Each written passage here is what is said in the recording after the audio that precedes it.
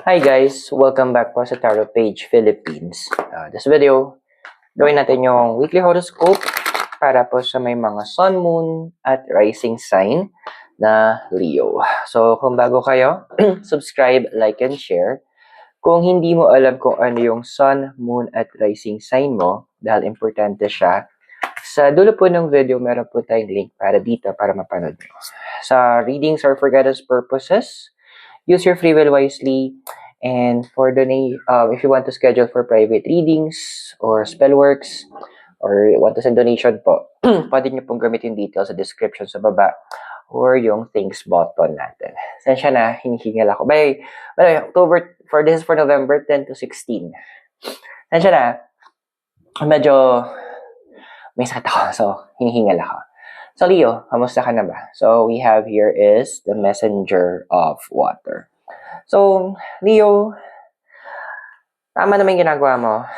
When the door opens at andoon yung desire o andun yung leading sa'yo ng universe para i-pursue mo yon, do it. Now, hindi kasi dapat masyado tayo tama naman yung point mo, na hindi ka dapat masyadong nakadepende sa nararamdaman mo, na parang, ay, feeling ko okay naman to, feeling ko this is good. Kasi andoon na hindi lahat ng emotions natin is always tama. Hindi lahat ng nararamdaman natin is always something good will be provided. And may mga moments kasi ang universe kapag nagbibigay siya ng direction or andoon na nililid ka niya doon sa kung saan ka dapat, ginagamit niya yung reality, yung facts, hindi minsan yung emotions natin. So, tama that you are using your logic. But ano yung nagko-cross sa'yo? So, meron tayo dito is the Four of Earth. Well, pahinga. Kasi, yun yung sampala sa'yo ng card. Pahinga. Kasi, tao ka din. So, siguro sa reminder na din na marunong, na kailangan mo din bigyan ng chance yung sarili mo na take things slow. Andoon na, kasi alam mong limited din yung kaya mong gawin. At andoon na, kailangan mo din ng help from other people. So, the best way to do that is also to train people na hahalili sa'yo. Ituro mo sa kanila yung mga kailangan nilang matutunan para yung ibang minor na responsibilities mo, saluhin nila at sila yung gumawa nung mga yon. Kasi win-win situation yon. Nagkaroon ka ng dagdag na oras para sa sarili mo at andoon na tinutulungan mo sila na ma-boost yung confidence nila at magkaroon sila ng capacity to learn more. Okay, so yung desire card mo is the Five of Fire. So, well, ando naman na marami kang yung mga tao sa paligid mo din, gusto mo silang mapunta sa level na kung saan they're almost as the same level as you are. Andoon na you are maganda yung desire mo kasi gusto mo ng growth para sa mga tao na sa paligid mo.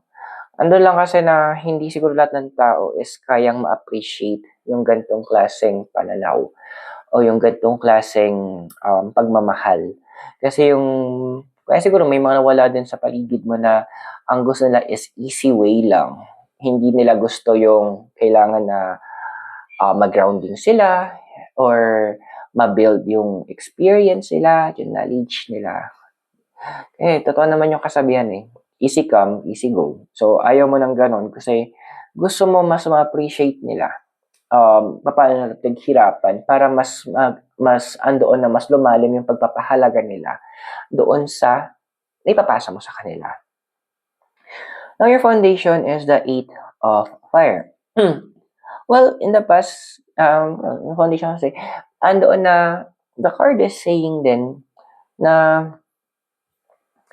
ilang linggo ka din siguro na napirme kung nasan ka. Well, ang minsan na hindi paggalaw is actually plan ng universe. Kasama din siya sa pinaka-structure Kumbaga sa construction, minsan kailangan, di ba pa nagbuhos ka ng semento, hihintay mo yun na matuyo, mag-solidify, bago mo ipagpatuloy yung pag-construct ng building. Kasi kapag tinuloy mo siya na hindi yon enough na nabubuo, magkakaroon ng problem doon sa integrity, doon sa lakas at stability ng mga succeeding floors. So, andun lang din na sinasabi ng 8 of Fire sa'yo that binibigyan mo ng chance yung sarili mo to solidify what you have already. Kumaga, kinakoncrete lang muna natin. And, ang maganda na to kasi, habang wala ka pang movements, it's also a chance para mag-reflect sa sarili mo on what are the things that needs to be adjusted, baka may kulang pa, or baka may sumasobra or wala sa balance. So, eto yung time na yon para sa'yo. Yung sa past kasi, meron tayo itong na card of the world. Alam mo yung ang daming endings na nangyari sa'yo? Endings in terms of friendship na nag-invest ka. Actually, yung investment mo, hindi lang siya, in terms of time. Iba sa inyo nag-invest in terms of finances, in terms of their energies. Andoon na may iba sa inyo na sa sobrang gusto nyong ma-impart o maipasa yung health na kailangan ng tao na at some point na abuso. And yun, nakakalungkot na may mga ganong tao. Pero ang masasabi lang natin is charge to experience na lang siya eh. Andoon na, sige, nangyari na siya. Wala tayong magagawa. It's part of your past, but it is something na pwede mong gamitin to guide you kasi may tutunan ka nun. Which is yun yung magiging future na ikaw, the Hierophant. Now, si card na to,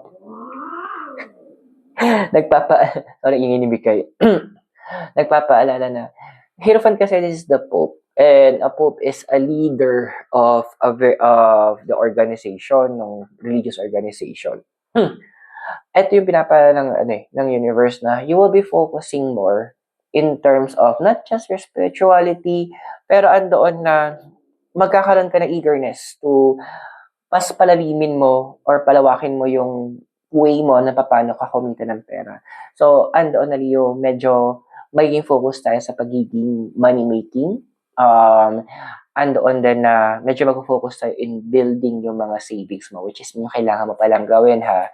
Kasi medyo at some point na neglect mo din yung savings mo. The financial savings is also important din para sa'yo. Kasi it's about security din for your future. Kung nakaka-resonate ka sa readings natin, I invite you to subscribe, like, and share para may access ka sa future videos. But for now, tuloy natin. Your physical environment is the Ace of Air. Alam mo yung tipong pinapakita ng cards na to na may mga bagay talaga na sabihin natin na the universe is trying to uproot yung mga limiting beliefs mo. Yung mga bagay na akala mo totoo, pero andoon na fraction lang pala siya. O kapiraso lang siya ng totoo. So, binibuild ng universe yun sa'yo. Ngayon, medyo mahirap siya kasi all this time, parang naniniwala ka na ito talagang reality, but it's not. So, medyo magkakaroon ng alteration yan ng pag-iisip. And magkakaroon ka ng moment of questioning. Tama pa ba itong mga ginagawa ko? Which is, sasagutin na natin, tama pa naman. Andun lang na nile-level up ka ng universe. So, huwag ka masyado mataranta sa part na yun. Now, yung emotional environment mo is the King of Water. So, medyo andun tayo na iset aside na natin yung emotions natin. Kasi, what I'm seeing here, kasi there are some people from the past na medyo babalik-balik sila.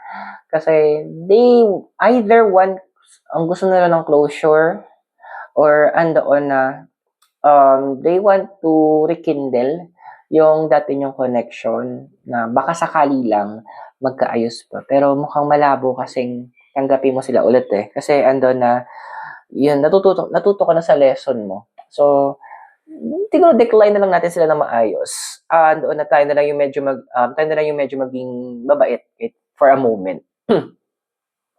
Kasi, yung hopes and fears mo, we have here is the Two of Water. Hindi ko alam pang ilan na to, or sa'yo ba to nabasa ko before, but for those who are in a relationship na sabihin natin, or in a single status, there is a new connection that is coming. Hindi ko lang alam kung ano ba to, romantic ba to, professional, pero meron kayong parating na isang bagong connection na talaga namang will help you open up more in terms of your finances. So, makakatulong sila. Now, those in a relationship naman, I'm seeing here na merong kayong mga parang iisip na parang ventures na pwede yung pagkakitaan. So, think more about it. Medyo i-analyze nyo pa. Kasi medyo, although yung desire nyo nandun, pero yung medyo hilaw pa na yung planning process na yun. Now, sa future, we have here is the Hermit. So, ito na nga. A lot of you guys will be very busy. Actually, hindi lang itong week na to, but in the coming few weeks. Kasi andoon na medyo dadagsa yung work nyo. If it's a business that you have, medyo magbo-boom siya. So, just be sure na medyo, yun nga, mag-train ka na ibang tao para hindi naman na puro ikaw yung gagawa. Teach them how to do it. Train them. And of course, medyo maging, patient din tayo sa kanila.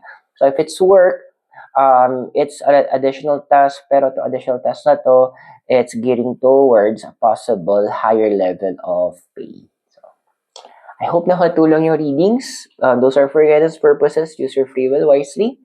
And don't forget to subscribe, like, and share. Maraming salamat. God bless. Namaste. Hare Krishna, blessed be. At tayo magkita tayo sa next video. Mula po sa Baguio City. Have a great day. Bye for now.